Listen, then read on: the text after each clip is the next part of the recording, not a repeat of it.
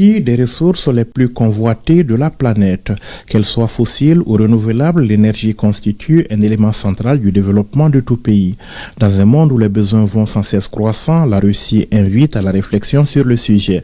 L'événement est un forum dénommé Semaine russe de l'énergie, un rendez-vous devenu en cette édition une des principales plateformes internationales consacrées aux questions d'actualité relatives au secteur énergétique et à celui des carburants. L'édition 2024 de la Semaine russe de l'énergie a pour thème la coopération énergétique dans un monde multipolaire. Tout le monde sait que nous avons des défis importants à relever au niveau mondial, notamment par rapport à la gestion des conséquences du réchauffement climatique.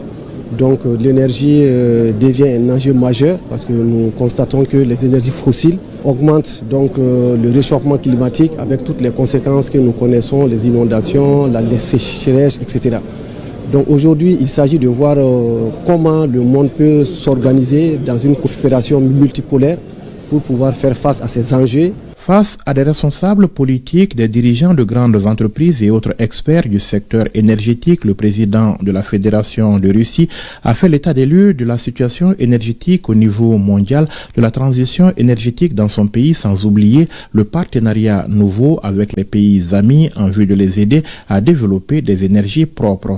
Nous savons qu'il y a aujourd'hui d'un côté les pays occidentaux qui sont assez jaloux donc de leurs acquis. Et nous avons le Sud global qui est en train de se former autour des pays comme la Russie, la Chine, les BRICS, etc. Donc des pays qui sont en train de démocratiser les technologies de l'énergie propre, l'énergie liée au lithium, au gaz naturel, l'énergie liée à l'énergie atomique. Donc toutes ces richesses que nous avons aujourd'hui et qui doivent être partagées. Donc la question fondamentale qui se pose, c'est comment les pays peuvent harmoniser leurs efforts pour que la formation, le développement industriel, la sécurisation et la sécurité autour de ces énergies puissent être partagées pour que chacun des pays puisse avoir accès à cette technologie et puisse développer l'énergie propre.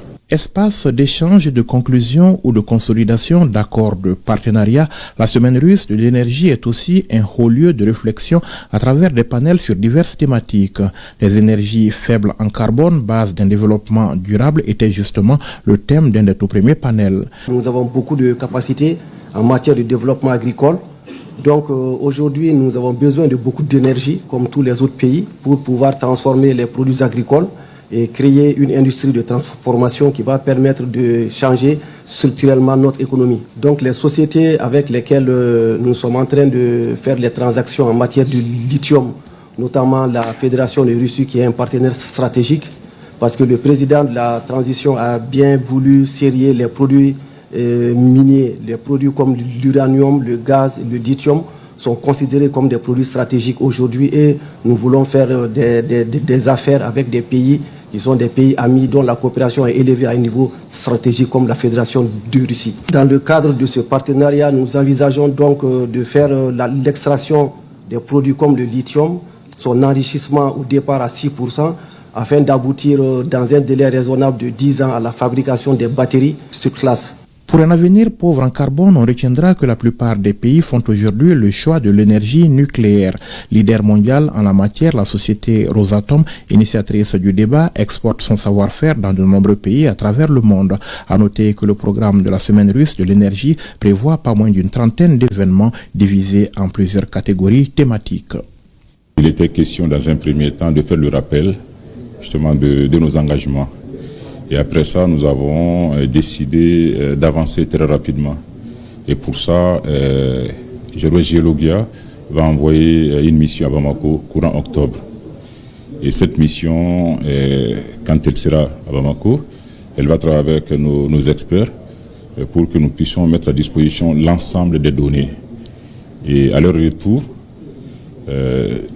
ils ont un délai de 2 semaines pour nous envoyer un plan de travail. Et ce plan va comporter donc le chronogramme pour la livraison des différents rapports et les coûts afférents.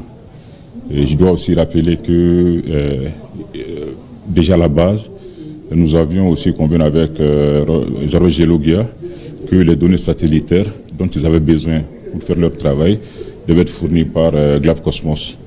Et les deux sociétés vont entrer en contact pour que rapidement cette question puisse être réglée.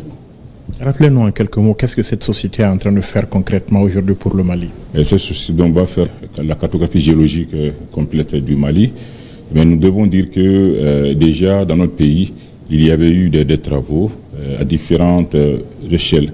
Nous avons souhaité justement qu'il nous faut aller à une échelle qui puisse nous permettre d'avoir les détails au bout.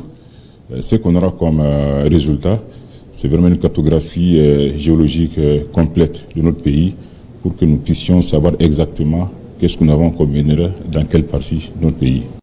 Territorial et de la décentralisation, porte-parole du gouvernement, portera la voix du Mali à la 79e Assemblée générale des Nations unies. Son intervention est prévue ce samedi 28 septembre. Il est accompagné par certains de ses collègues, comme vous le voyez sur les images, dont le ministre de la Santé et du Développement social, Assaba Diallo Touré, qui a d'ailleurs pris part, à une réunion de haut niveau sur la résistance antimicrobienne.